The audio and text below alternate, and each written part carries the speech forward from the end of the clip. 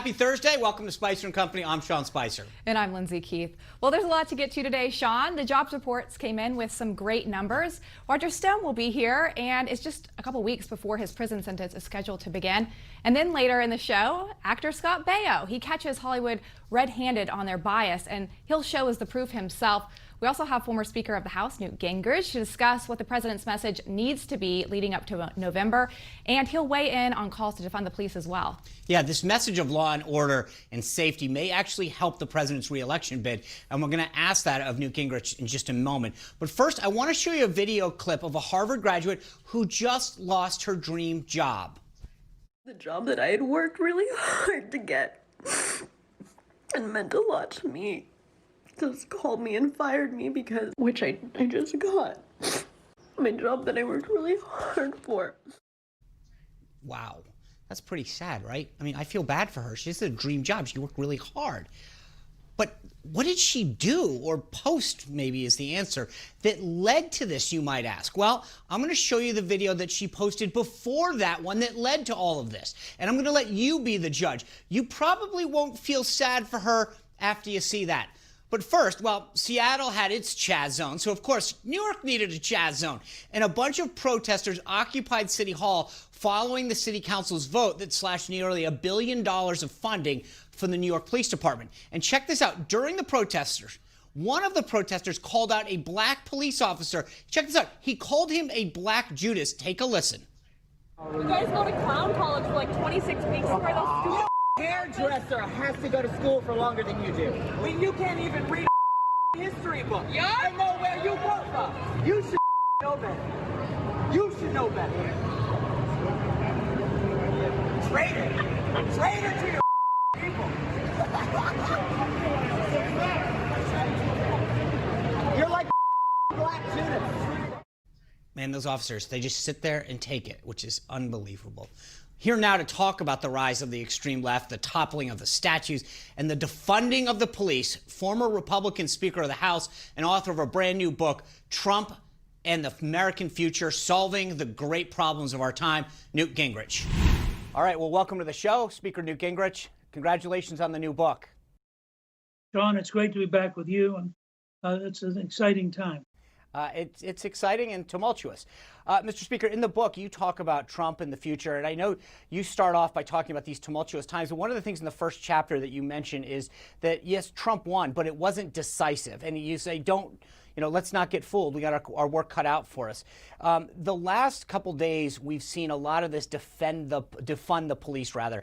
In New York City, a night ago, we saw this instance where an individual went up to a black police officer and started calling him Black Judas. And I think that was on the heels of New York City cutting $1 billion out of their budget.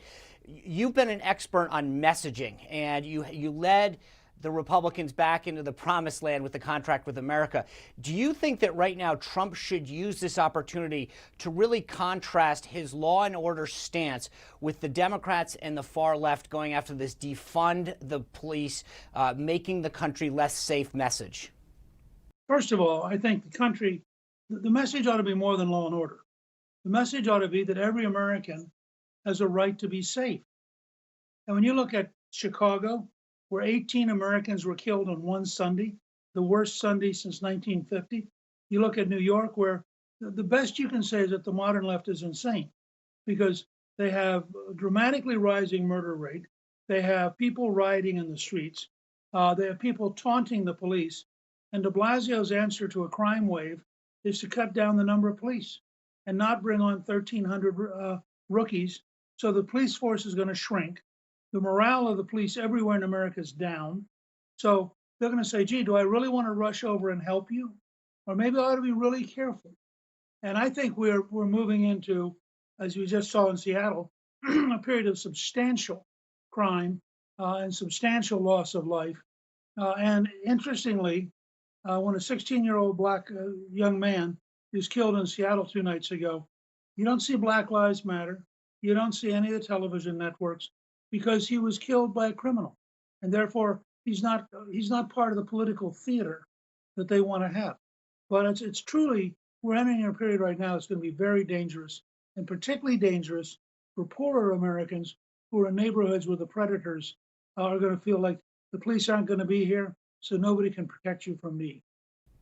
There's a liberal opinion writer for the New York Times. I know that probably seems like an oxymoron. You don't need to state liberal and opinion writer at the New York Times, but just to be clear about it, that took issue with some of your record on race. You shot back in a letter to editor and were very clear about what you had done in your career. And the thing is, you noted the fact that you had met with folks in the black community. You worked with councilmen in Georgia when you were a member of Congress. Do you think that President Trump should take a page from that and go meet with black leaders and engage with the community a lot more to show that he understands the issues that they're facing? Yeah, I don't think he should do it to show he understands the issues. He ought to do it so he can learn the issues. I mean, none of us fully understand. Again, not just black leaders in some big sense, but if President Trump were to go to the south side of Chicago and meet with 15 or 20 pastors, and then meet with their congregation and spend a day or two listening. First of all, as somebody who really does love America, I think he would be appalled at how badly they've been served. And I think that he'd want to find solutions to save their lives. I think it would be very healthy for the country and very helpful to the president if he spent a fair amount of time going into communities all over the country and listening to them, understanding that, there's no reason you'd expect a 73-year-old billionaire to necessarily have the same life experience as somebody who's on the south side of Chicago or somebody who's in the middle of a black area of New York, where there are predators who now dominate the street because we pulled the police out. I think it'll be very healthy. And it'll be good for the country to see that he actually cares about all Americans. In 2004, when George Bush was running for re-election, he made the election a security election when he was running against John Kerry and talked about the threat that we faced from terrorists. Do you think that Trump should really focus on, in an effort to get back suburban women, should he make this a security and a safety election? I think he should make it a prosperity election and a safety election, both. I think in terms of prosperity, I'm passionately in favor of having a one-year holiday from the payroll tax, which would do more than anything I can think of to really begin to accelerate the growth. And by the way, the numbers have been pretty good. I mean, we are beginning to come back. We have a good ways to go yet, but we have every reason to believe that Trump knows how to do that. But secondly, I do think it should be a safety election, but at two levels. Safety in terms of China and safety here at home. I mean, when you watched 2 days ago in the House, the Republicans offered a resolution condemning the Chinese communists for having lied to the world about the Chinese virus. Not a single Democrat voted for it. If you look at Biden's speeches in China, they are astonishingly pro-Chinese. So you're going to have a Democratic Party which favors criminals over police, favors bureaucracy over jobs, and kowtows to China. I think that's a pretty strange platform to run on. Mr. Speaker, you just touched on this payroll tax holiday. We had an astonishingly amazing jobs report today, 4.8 million new jobs. The unemployment rate dropped to 11%. How much should the president focus on policies right now that keep the economy going? Talk about what you're talking about, meaning that he should actually lay out more policies, not just tout the results, but keep talking about what's going to take to get further and further down that path of economic prosperity. Look, I absolutely believe that he should send up a series of proposals to the Congress that are very bold, very large, and give you a sense of what a second term is. And I think there's going to be huge pressure in the next couple of weeks to pass a bill to give money to state and local government. And the Democrats, of course, will just be crazy in favor of it because they're the party of government. We should be insisting that that bill include 100% expensing for business so they can bring their plants back from China. And it should include a one-year payroll tax holiday because we care about working Americans where they care about bureaucracies. And I think we shouldn't agree. The president shouldn't sign it unless he can get those two items in the bill. Mr. Speaker, one more question. You're over there in Rome. Your wife is the ambassador to the Vatican. We've talked a lot about the president and the Catholic vote on this show. What do you think that the president needs to do to bring Catholics back into the fold to get him and recognize what's at stake this election? Well, I think he has to speak clearly, but I think the record he's got, he's pro-life. Biden, like all Democrats, is willing to have tax-paid abortions. He is in favor of religious liberty. Biden would favor sexual values over religious liberty. You just go down the list of the modern Democratic Party. I think he has to make the case. But I frankly am an optimist. I think Biden can't stay hiding in the basement forever. I think that when you get to a real choice and you realize it's Biden, Pelosi, and Schumer as a team, and Biden is so weak, that means that Pelosi and Schumer will run the country. I think that prospect will probably almost guarantee Trump's reelection.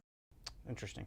All right, Mr. Speaker, thank you for joining us. Congratulations on the book, Trump, the American Future, Solving the Great Problems of Our Time. It's available on Amazon and everywhere you can buy books, I'm sure, over there in Rome as well as here in the United States.